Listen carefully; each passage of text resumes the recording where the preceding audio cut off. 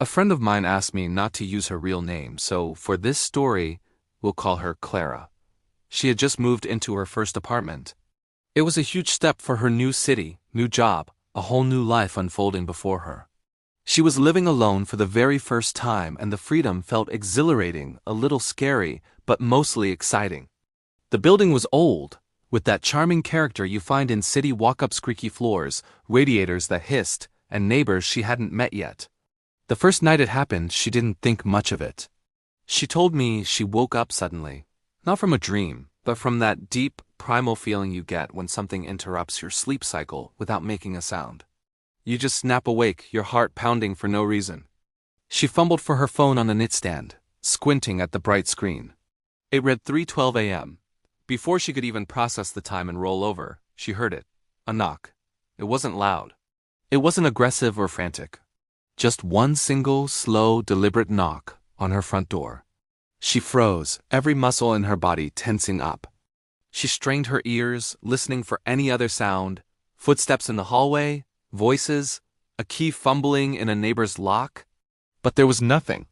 Just the deep, oppressive silence of the old building at night. She told herself it was probably someone who had the wrong apartment. A late-night visitor, a drunk neighbor. It could be anything. Or maybe it was just the building settling, an old pipe groaning. She didn't get up. She certainly wasn't going to open the door. After a few minutes of listening to the sound of her own breathing, she eventually convinced herself it was nothing and fell back into a restless sleep. The next morning, the incident was a distant memory, washed away by the bustle of a new day unpacking boxes, figuring out her commute, the excitement of her new job. She completely forgot about it until the second night. She woke up again in exactly the same way. No bad dream, no sudden noise. Just that jarring sudden awareness that pulled her out of deep sleep. She had a sinking feeling in the pit of her stomach. She didn't even need to check her phone this time. She already knew what time it would be. 3:12 a.m. As if on cue, the knock came a few seconds later. Same front door. Same slow measured rhythm. Just one single knock, echoing in the stillness of her apartment. This time she sat bolt upright in bed, clutching the blanket to her chest, holding her breath.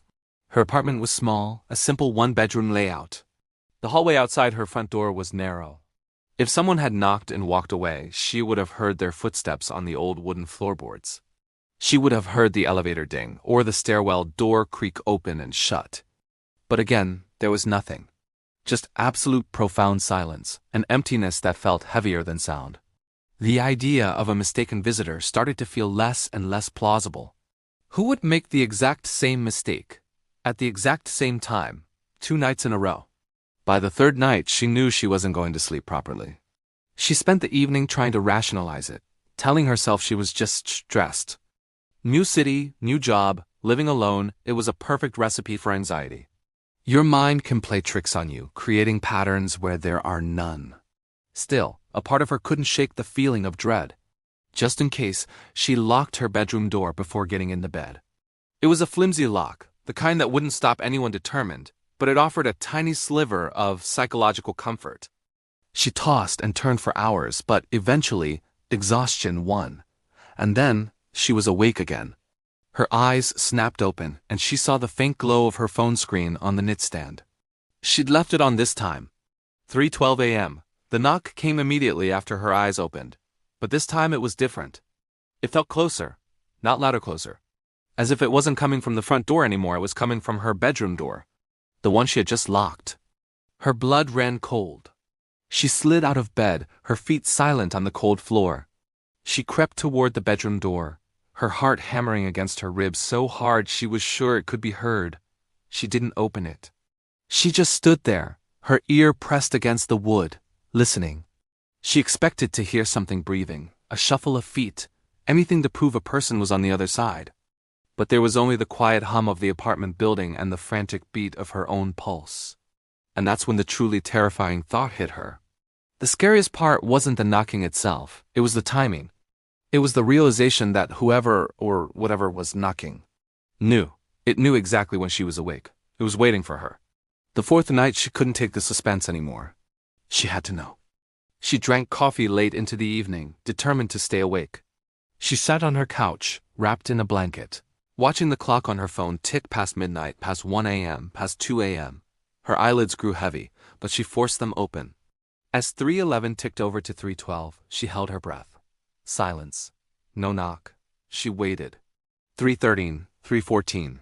Nothing. A wave of relief washed over her, so intense it made her feel dizzy. Maybe it was over. Maybe it really was just in her head. Bolstered by a surge of courage, or maybe just exhaustion-fueled recklessness, she decided to check the peephole. She walked to the front door, her hands shaking as she flipped the small metal cover. The hallway was empty, bathed in the dim, flickering light of the overhead fixtures. No one there. Feeling foolish, she unbolted the locks and opened the door, just a crack at first, then wider. The hallway was completely empty. No neighbors. No sounds from other apartments. No sign that anyone had been there at all. She let out a long, shaky breath and was about to close the door when she glanced down at her phone, still clutched in her hand. The time had changed. It wasn't 3:12 anymore. It was 3:15 a.m., and that's when she noticed something else. Something she hadn't seen on the other nights because she'd been too scared to even get close to the door. There was a mark on the wood, right in the center panel, exactly where a person's knuckles would land if they were to knock. It was a faint dent, a subtle impression in the old paint. It didn't look like a mark from a sharp impact. It looked as if something had been pressing against the door, softly but persistently, for a very, very long time. She didn't sleep a wink after that. The strange sense of being watched, the impossible timing, the physical mark on the door, it was all too real. The next night, the fifth night, she stayed awake again, armed with her phone, ready to record. At 3:12 a.m., the knocking started again. But this time, it didn't stop at 1, and what happened after that is why she eventually had to break her lease and move out. That story is for next time. This is episode 1 of the 3:12 a.m. files. Subscribe the next night was worse.